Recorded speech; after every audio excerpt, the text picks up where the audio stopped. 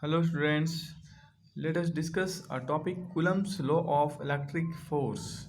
So the statement is it states that the force of attraction or repulsion between 2 point charges is directly proportional to the product of the magnitudes of the two charges and inversely proportional to the square of the distance between them.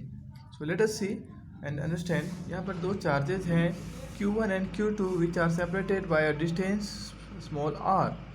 क्या होता है, दो charges होंगे, it में same charges, it में dissimilar charges.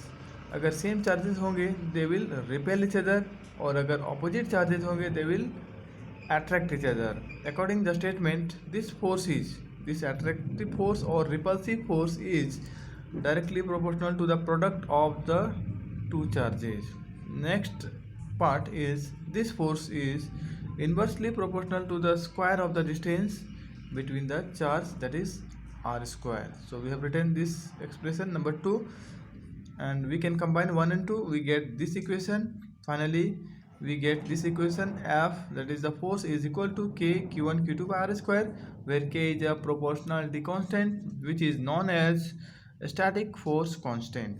ठीक है, ये एक्सप्रेशन आपको ग्रेविटेशनल फोर्स के जैसा लग रहा होगा, जहाँ जिस पर हम लोग पढ़ते हैं force is equal to G m1 m2 by R square, where G is a universal gravitational constant. तो उस तरह से हम रिलेट करके इसे याद कर सकते हैं. Now what is K and what is the value of K? K is a force constant, static force constant, and this is equal to 1 by 4 pi epsilon, and this is equal to 9 into 10 to the power 9 Newton meter square per Coulomb square. You have to learn this value with unit. And next is what is epsilon. This is also new for the class. This is called permittivity of free space. Node means free space. Permittivity, that is the permission. इसको हम लोग समझते हैं कि what is permittivity.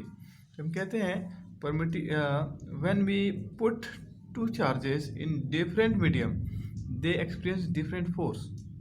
कैसे समझे? Suppose यहाँ पर अभी ये दो चार्जेस वैक्यूम में रखे हैं और अभी इन दोनों के बीच में एक फोर्स एक्सपीरियंस हो रहा है and that is suppose 5 Newton.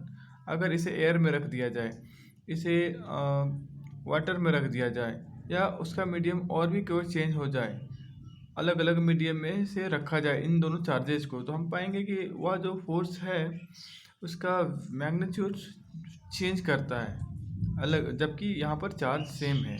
सिर्फ मीडियम चेंज होने पर इनके बीच का फोर्स का वैल्यू चेंज करता है. तो that is called permittivity of the space. जो जिस भी मीडियम में होगा वह उसे परमिट करता है how much force they can experience. So it's value is 8.85 into 10⁻12 coulomb square पर न्यूटन पर मीटर स्क्वायर. आप देख पा रहे हैं इसका जस्ट रिवर्स ये है, ये दोनों डिनोमिनेटर में और सी स्क्वायर न्यूमरेटर में. ओके, और बहुत आसान है इसे फाइंड कर पाना. जैसे आप यहाँ ले जाइए और फाइंड कर सकते हैं easily. Next is the vector form of Coulomb's law of electric force. That is we can write here F12 is equal to K Q1 Q2 R21. दिस इज a unit vector divided by R square. Vector form क्यों? हम जानते हैं कि force क्या है, एक वेक्टर क्वांटिटी होता है, और हम इसे वेक्टर फॉर्म में दिखा सकते हैं कि अगर सपोज यहाँ पर हम जैसा देख पा रहे हैं एक प्लस Q1 है, दूसरा प्लस Q2 है, सेम चार्जेज हैं, they are repelling each other. इस Q2 ने इस पर एक फोर्स लगाया, this force is called F12. इस चार्ज ने एक फोर्स लगाया, that is called F21. Okay, so we read हम इसे ऐसे पढ़ते हैं. F21 को हम लोग रीड करते हैं force experience by 1 on charge 2, और यूनिट वेक्टर को इस तरह से दिखाते हैं. This R12 that is the direction of charge, the direction from Q1 to Q2, and this is the direction from charge Q2 to Q1. So this is the vector form of Coulomb's law. और next आइए हम एक question solve करते हैं which is based on Coulomb's law of electric force. A free pitch ball A of 8 gram carries a positive charge of 5 into 10 power minus 8 coulomb. What must be the nature and magnitude of charge that should be given to a second pitch ball B fixed 5 centimeter below the former ball so that the upper ball is stationary? चलिए इसके solution को हम लोग समझते हैं कि इस question में क्या पूछा गया था और क्या इसका सॉल्यूशन था। क्वेश्चन में था एक पिच बॉल है ए जिसका मास है 8 ग्राम एंड हमने इस 8 ग्राम को केजी में कन्वर्ट किया है by multiplying 10 to power -3 and suppose this mass is m1। एक सेकेंड चार्ज है q2 which is just below it, vertically below, and it is at a distance 5 centimetre. हमने इसे मीटर में कन्वर्ट कर लिया और यहाँ पर कहा जा रहा है कि यहाँ पर Q2 के जगह ये जो Q2 लिखा हुआ है इसका कितना मैग्नीट्यूड होना चाहिए कि यह चार्ज Q1 जो ए पॉइंट पर रखा हुआ है वह नीचे की तरफ फॉल ना हो। तो देखिए सबसे पहले हमें ऐसे सोचना होगा कि यह जो चार्ज है इस पोजीशन पर ए पॉइंट पर यह नीचे की तरफ फॉल क्यों नहीं होगा जब इस पर नेट फोर्स 0 हो, तब ऐसा पॉसिबल है। तो हम देख पा रहे हैं कि इसके पास एक मास है वह है 8 ग्राम। ऑब्वियस है इसका एक वेट होगा जो अर्थ के सेंटर की तरफ होता है एंड दैट इज़ m1g। ठीक है, अब यह चार्ज Q2 इसे अपोज करे, अगर इसके बराबर के मैग्नीट्यूड से उतना ही फोर्स अपवर्ड डायरेक्शन में लगाए तब हम समझ पाएंगे और हम कहेंगे कि this will not fall in this direction. इसके जस्ट बराबर का एक फोर्स ऊपर की तरफ लगे तब यह नीचे की तरफ फॉल नहीं होगा।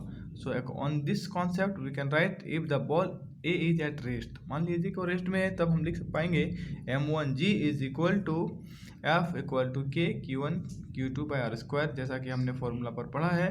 और सारे वैल्यू को पुट करिए, m1 जैसा हमने वहाँ लिखा है, g का वैल्यू सभी जानते हैं 9.8, के का वैल्यू हमने आपको बताया 9 and Q1 Q2 K yes Q1 is given, Q2 we have to find out and the distance between the charge is given, that is 5 into 10 power minus 2 and its square. After solving we get the value of Q2 that is 4.36 into 10 power 7 coulomb. इसका मतलब होगा कि यह जो Q2 है यहाँ पर हमें इसके बराबर के मैग्नीट्यूड का एक चार्ज रखना होगा।